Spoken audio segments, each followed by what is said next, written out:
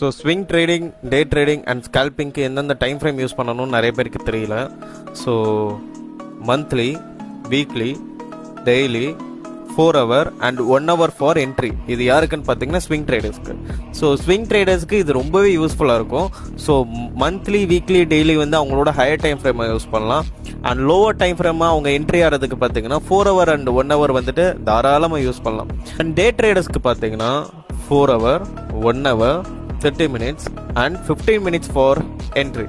So again நான் சொல்கிறேன், 4 hour, 1 hour, 30 minutes and 15 minutes for entry. So day traders வந்து இந்த மாதிரி டைம் ஃப்ரேம் வந்து யூஸ் பண்ணால் ரிசல்ட்ஸ் நல்லா கொடுக்கறதுக்கு சான்சஸ் நிறைய இருக்குது. ஸோ ஸ்கேல்பிங்க்கு வந்தாச்சு.